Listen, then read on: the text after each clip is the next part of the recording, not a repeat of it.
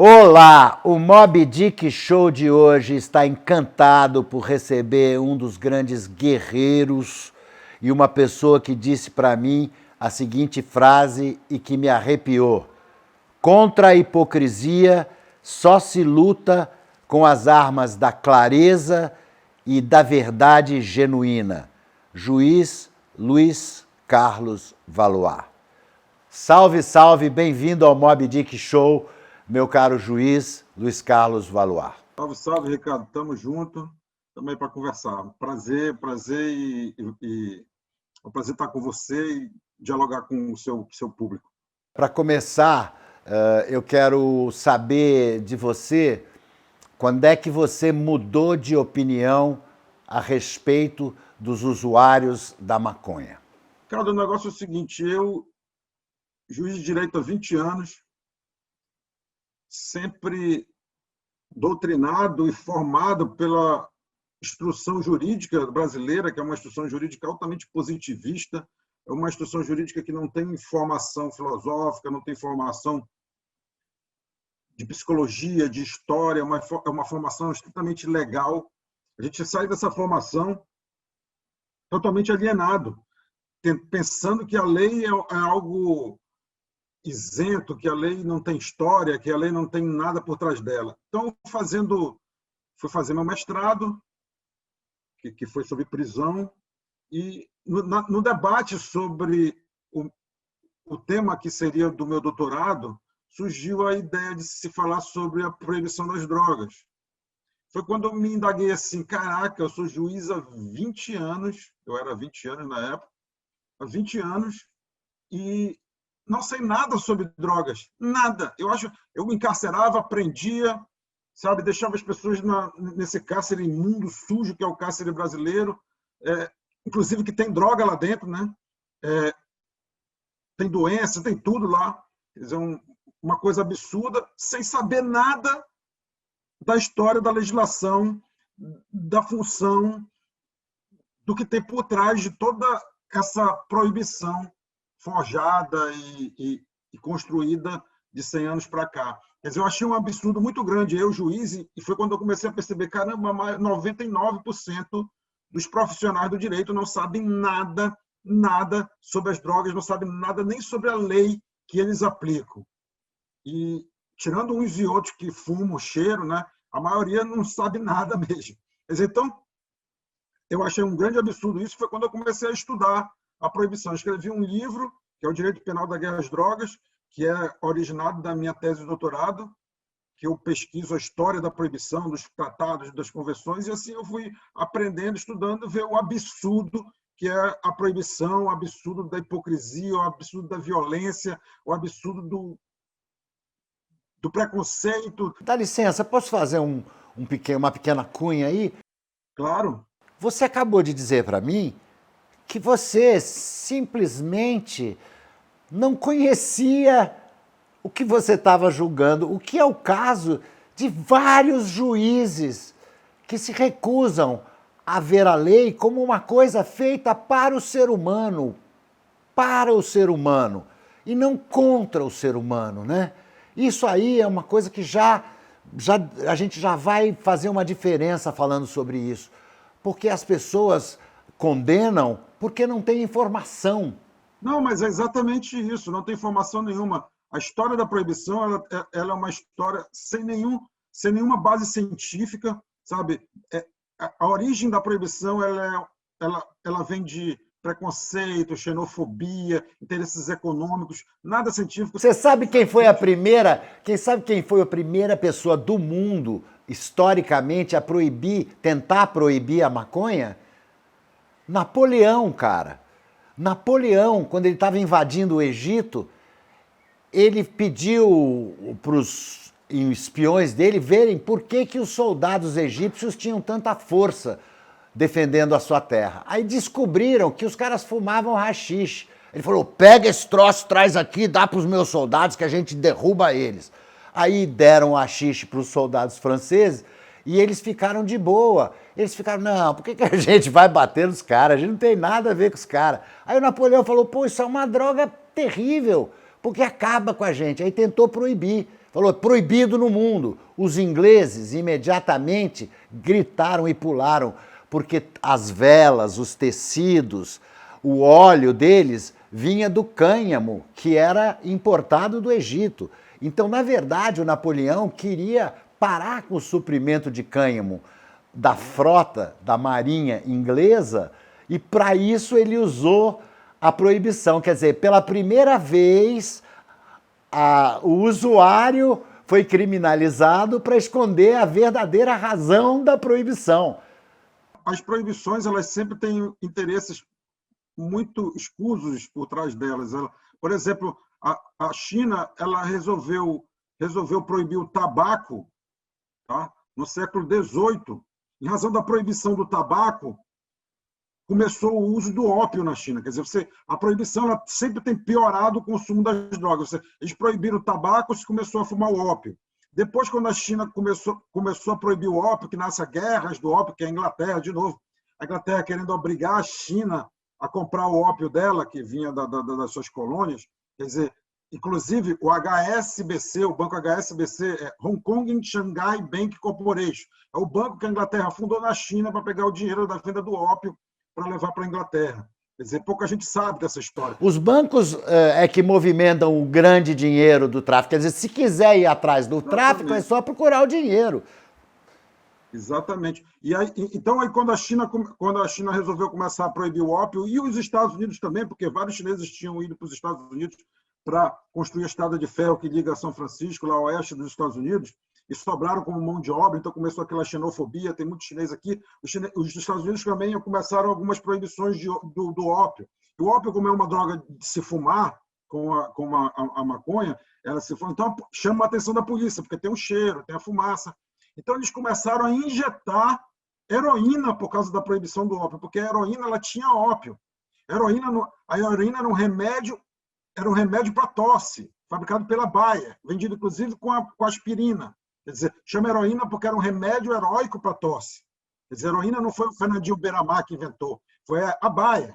Quer dizer, então eles começaram a comprar esse remédio para tosse, tomar esse remédio, como o remédio não dava onda, que era um remédio para tosse, só bebia, eles começaram a injetar. Quer dizer, se proibiu o tabaco, começou a fumar ópio. Se proibiu o ópio, começou a injetar heroína, sempre piorando. Quer dizer, a proibição sempre piorando o consumo das drogas. Quer dizer, a proibição no Brasil da cannabis leva essa droga, essa cannabis ruim que a gente tem no Brasil. E se proibiu a bebida e se criou a máfia.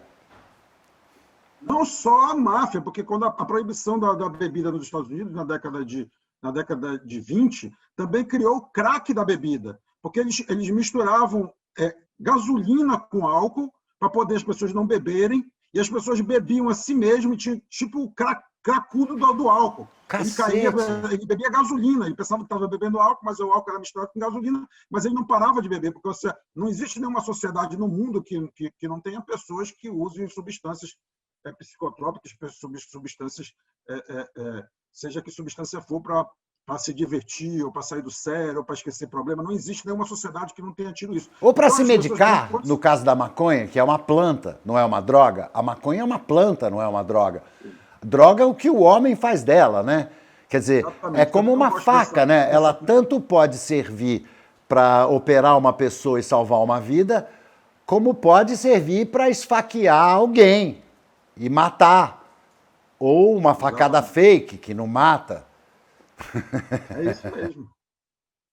Também não gosto dessa palavra droga, mas eu uso porque, como eu sou do direito e acabo que tem uma lei de drogas onde ela está incluída, inclusive o direito ele é tão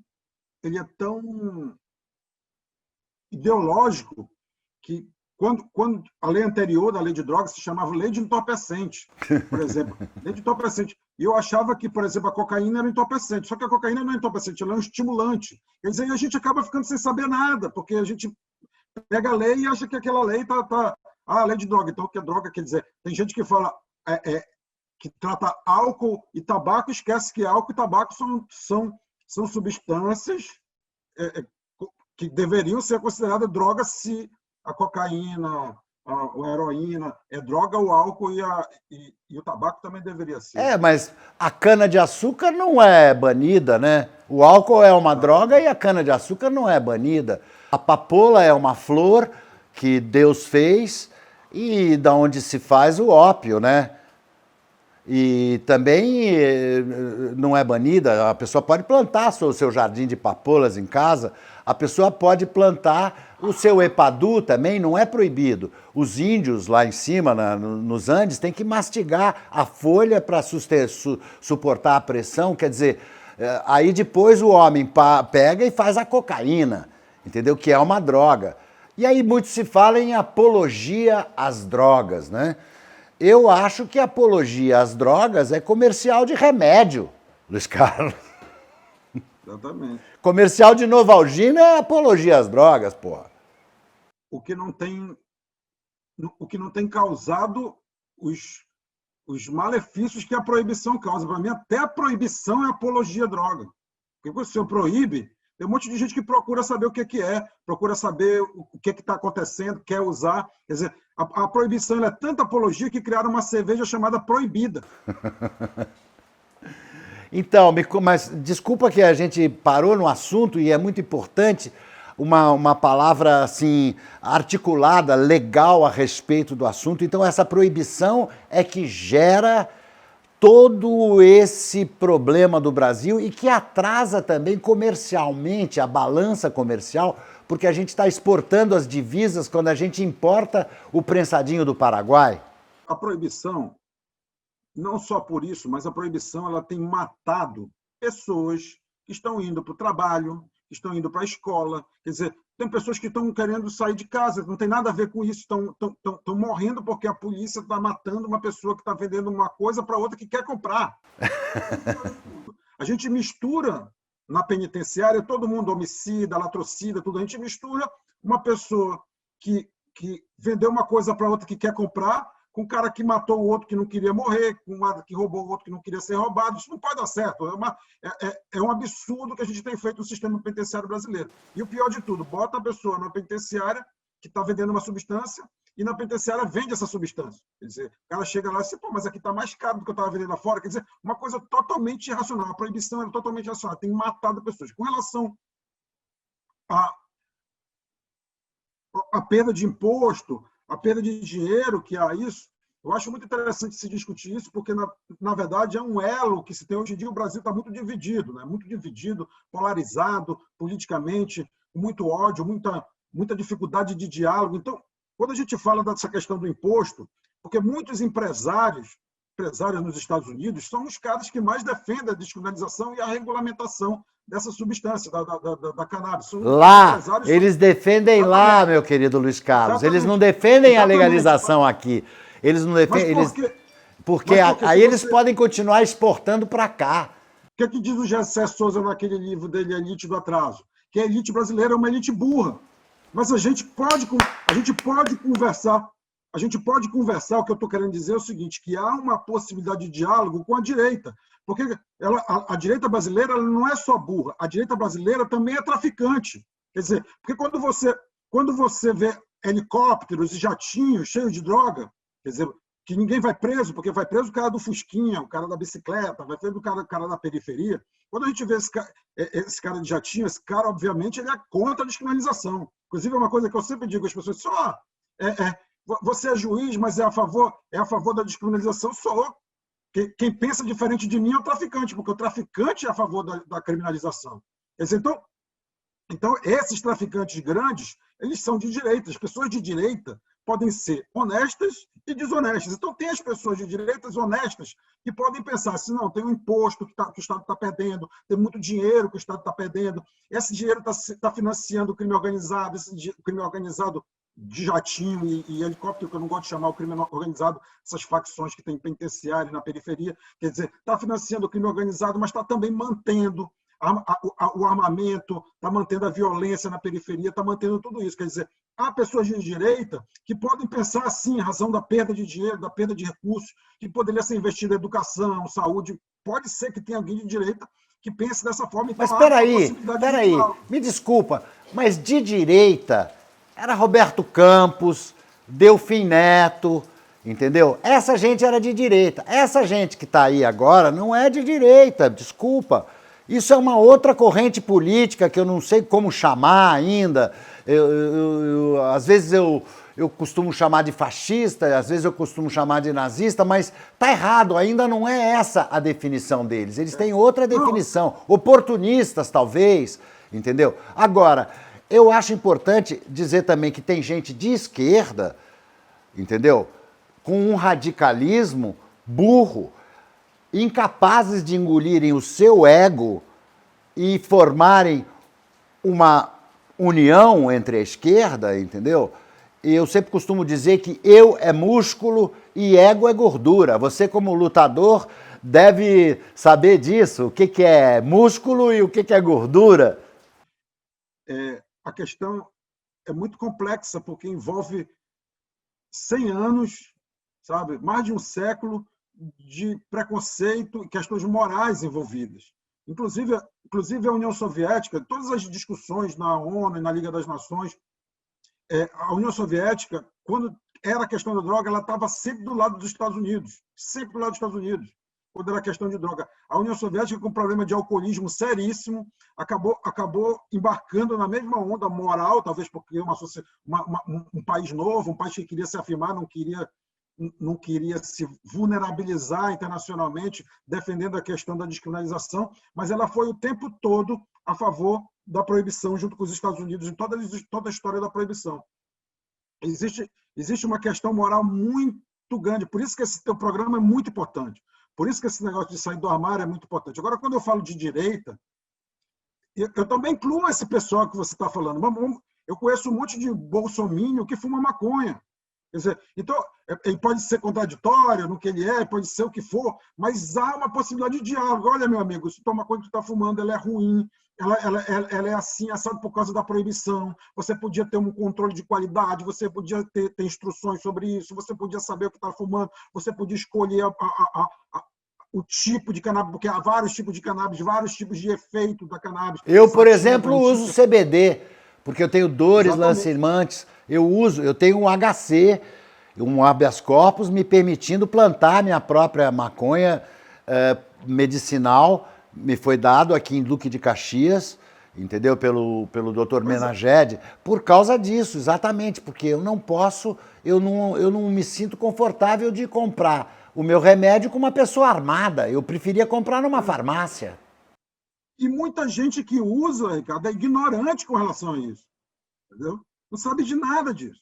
Às vezes ele usa maconha, cannabis, aquilo faz bem para ele tem um problema, não sabe que tem aquele problema, aquele negócio está fazendo bem para ele, não sabe nem que aquilo é um remédio. Entendeu? As pessoas são ignorantes, às vezes ela acha que aquilo não tem nada a ver com política, acha que não tem nada a ver com a sociedade, acha que não tem gente morrendo para ele fumar aquele baseado dele que ele fuma lá em Ipanema, Leblon. É isso que eu queria dizer. O cara vai comprar na favela e usufrui na cobertura, entendeu? Pouco se importando, entendeu? Com o cara que está lá na favela tomando tiro. E por outro lado, do lado de cá, do lado da lei, quem morre é o soldado, é o cabo, é o sargento. Eu não vi nenhum coronel morrendo.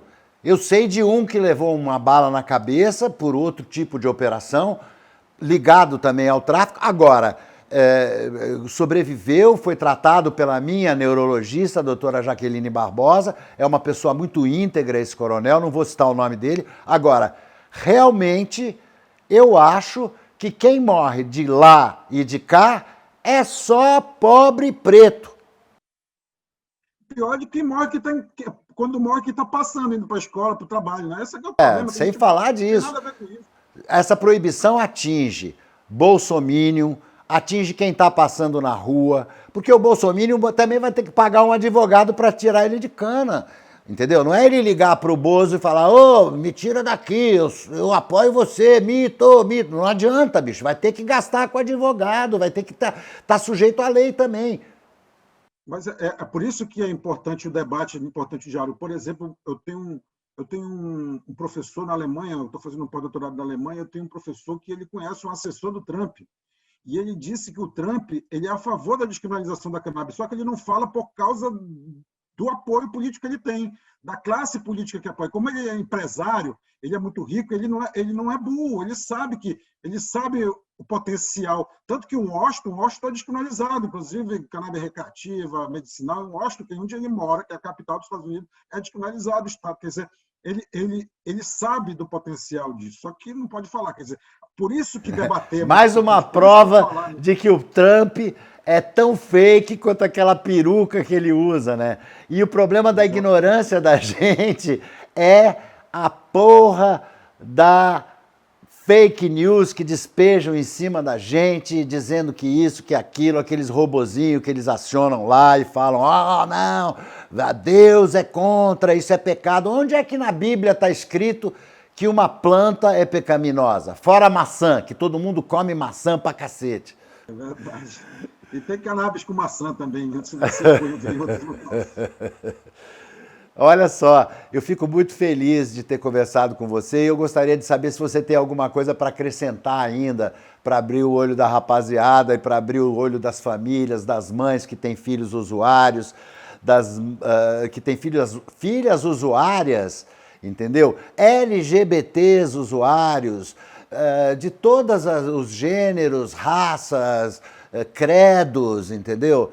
O que você tem a acrescentar para essas pessoas? Eu acho que essa tua mensagem que eu já vi você falar de sair do armário é a mensagem certa, sabe? Porque as pessoas que consomem precisam se expor para falar do que é a planta, para falar do que é para diminuir o preconceito. As pessoas que não usam precisam ler, precisam estudar, precisam saber do que se trata. Porque esconder, colocar no armário, colocar do outro lado do muro, não vai apagar o que está acontecendo. Não adianta essa conduta de avestruz, de colocar a cabeça no buraco, que a coisa está acontecendo, a coisa está aí. A proibição que levou à ausência de diálogo, à ausência de educação, à ausência de debate, só faz piorar. As pessoas estão consumindo, tá? Quando as pessoas me perguntam assim, mas se descriminalizar vai aumentar o consumo? Eu respondo com uma pergunta de volta. Eu disse, meu amigo, você conhece alguém que está esperando a descriminalização para fumar um baseado? Porque se você conhece, me fala, porque eu não conheço. Quer dizer, a proibição não está funcionando para nada, a proibição só está piorando a violência, piorando o estado de caos do sistema penitenciário, da sociedade, autorizando uma violência desregrada na periferia, encarcerando e matando pessoas. Matando muito mais do que qualquer droga na história da humanidade. O artigo número 28 devia ser riscado. O artigo 28 e 33.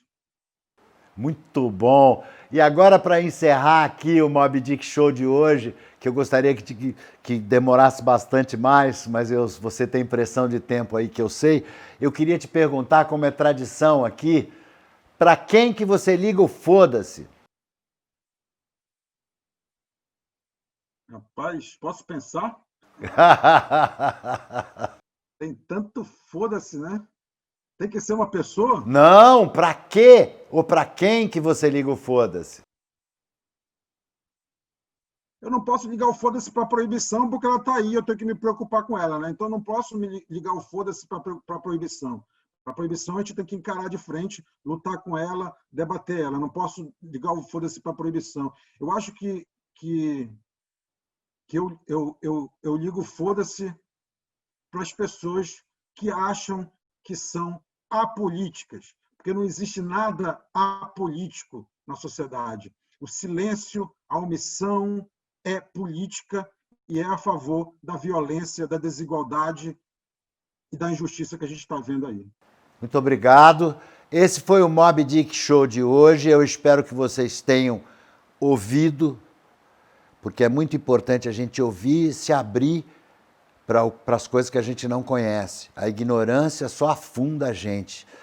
E assista o próximo Moby Dick Show, com certeza você vai gostar.